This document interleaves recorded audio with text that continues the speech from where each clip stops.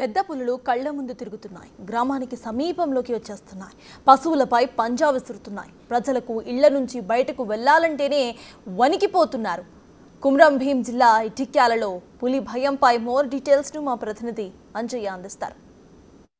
నెల రోజులైంది, కంటి నిండా నిద్ర లేదు, కడుపు నిండా తిండి లేదు. పులి భయంతో వణికిపోతున్నారు ఇటికాల్ పహాడు వాసులు. ముఖ్యంగా ఇటికాల్ పహాడ్కు సంబంధించిన ప్రజలందరూ కూడా నెల రోజుల నుంచి భయంతో వణికిపోతున్నారు. ముఖ్యంగా రాకాసి పులి ఒకటి సంచరిస్తుంది, అదేవిధంగా దానికి తోడు మరొక పులి సంచరిస్తుంది. దాంతో ఏదైతే ఈ ప్రాంతంలో ఒక భయానకమైన వాతావరణం నెలకొంది. ఎప్పుడు ఏం జరుగుతుందనే ఒక ఆందోళన వ్యక్తమవుతుంది. ముఖ్యంగా రాకాసి పులి మహారాష్ట్ర ప్రాంతంలో 2 ప్రాణాలు తీసింది, అదేవిధంగా తెలంగాణ ప్రాంతంలో 1 ప్రాణాలు తీసింది. ముఖ్యంగా ఇటికాల్ పహాడ్ ఎక్కడైతే ఉందో ఆ పక్క ఊరు దుబ్బగూడలోనే 1 ప్రాణాలు తీయడంతో ఈ గ్రామానికి సంబంధించిన ప్రజలందరూ కూడా భయంతో వణికిపోతున్నారు. ఎప్పుడు ఏం జరుగుతుందనే ఒక ఆందోళన వ్యక్తమవుతుంది. ముఖ్యంగా అన్ని గ్రామాలకి తెల్లవారుజామున ఉదయం ప్రారంభమైతే ఈ గ్రామానికి మాత్రం 10 గంటలకు ఉదయం ప్రారంభమవుతుంది. సాయంత్రం 4 గంటలకే ఇంటికి తిరిగి వస్తున్నారు. మనం చూడొచ్చు, పంట చేలకు వెళ్ళడానికి ఈ విధంగా వాహనాల్లో ఒక్కొక్కరు వెళ్లకుండా గుంపులుగా ఏదైతే బయటకు వెళ్ళాలన్నా ఈ విధంగా వాహనాలని సమకూర్చుకొని బయటకు వెళ్తున్నారు. భయంతో బతుకుతున్నారు. కనీసం ఇంటి నుంచి పత్తి చేనుకు వెళ్ళాలన్నా, పంట పొలానికి వెళ్ళాలన్నా, కనీసం పిల్లల్ని బడికి పంపాలన్నా సిరుపుటీకి భయంతో వణికిపోతున్నారు. ఎప్పుడు పులి పంజా విసురుతుందనే ఒక ఆందోళన వ్యక్తమవుతుంది. ఇప్పటికే ఎవరైతే గ్రామస్తులు రోడ్డు మార్గం గుండా వెళ్తారో వాళ్ళకి కనిపిస్తుంది, ఎదురు తిరుగుతుంది.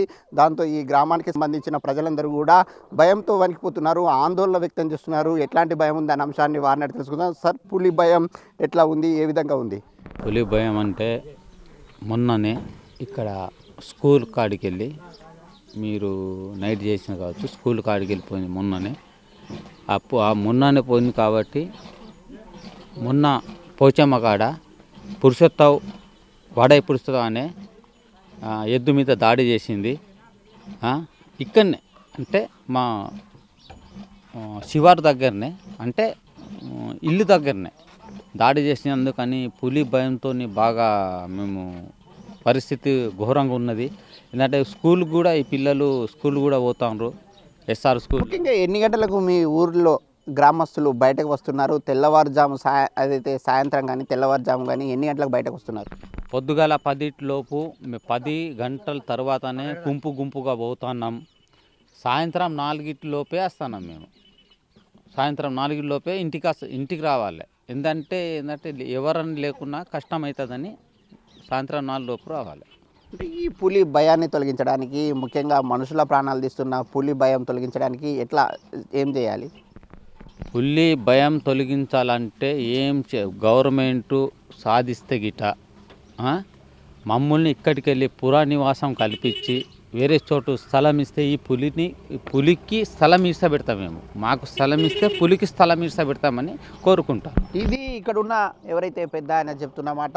ముఖ్యంగా పులికి ఆవాసం, ఆశ్రయం, పునరావాసం కల్పిస్తే మాకు కూడా పునరావాసం కల్పించాలి. మాకు పునరావాసం కల్పించడానికి సర్కారు చర్యలు చేపట్టాలని ఇక్కడున్న వాళ్ళు చెప్తున్నారు. పులి కోసం అవసరమైతే ఇక్కడ నుంచి ఏదైతే ప్రతినిత్యం ప్రాణగండం మధ్య బతకడం కన్నా ఇక్కడ నుంచి వెళ్ళిపోవడమే బెటర్ అని చెప్తున్నారు. అదేవిధంగా వెళ్ళిపోవడానికి తాము సిద్ధమని చెప్తున్నారు. ఏదైతే ఈ పులి భయాన్ని తొలగించడానికి అటవీ అధికారులు చర్యలు చేపట్టాలి. ఇక్కడ నుంచి ఏవైతే ప్రతి నిత్యం పులుల మధ్య జీవనం సాగించడం కంటే ఇక్కడ నుంచి ఏదైతే పునరావాసం కల్పిస్తే ఇక్కడ నుంచి వెళ్ళడానికి కూడా తాము సిద్ధమంటూ గ్రామస్తులు చెప్తున్నారు. ఆ విధంగా సర్కారు సానుకూలంగా స్పందించి తమకు పునరావాసం కల్పించడానికి చర్యలు చేపట్టాలని గ్రామస్తులు సర్కార్ను కోరుతున్నారు. కెమెరామెన్ శ్రీనివాస్తో Anjaiah, big TV news, Itikal Pahad నుంచి.